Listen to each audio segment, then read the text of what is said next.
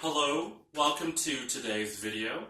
This is an introduction to playing the guitar. Whether you have decided to play the classical guitar, such as like this, or just regular pop guitar with a fret, or with a pick, let's go ahead and learn a little bit about this beautiful instrument. So first of all, we want to learn about the parts of the guitar. So the parts are as follows. Let me just move further back. Get my headset on. Okay, so we're going to learn about the parts, starting with the head, or the headstock, as this is called. The headstock can be completely solid and flat, or it could have little gaps in between to allow the little rods for the tuning pegs to be placed. Tuning pegs for classical guitar, such as what this is, will be placed to the sides and backwards, as you see here. For popular guitars or other types of guitars, the tuning pegs will be outward, and you can turn them this way on each side. There should be 6 or 12 depending on the kind of guitar you own. So these are the 6 or 12 tuning pegs.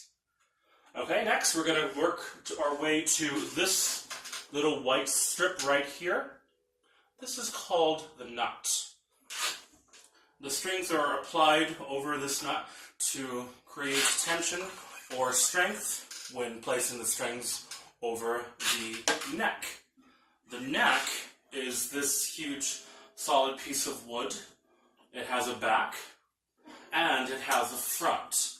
The front side of the neck is called the fretboard. And the reason why it is called the fretboard is because of these little lines or pieces of wire which are placed in measured distances or spaces to create little boxes. The boxes, or these little shapes, are called frets.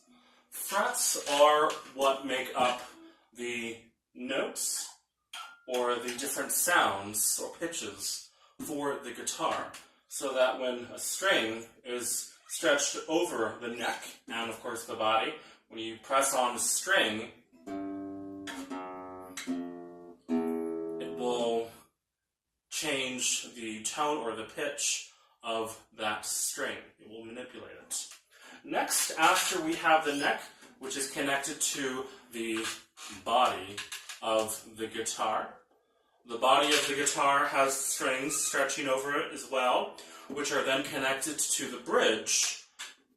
And inside or underneath the bridge is where you will hold or connect the strings as they are connected on this side for the head.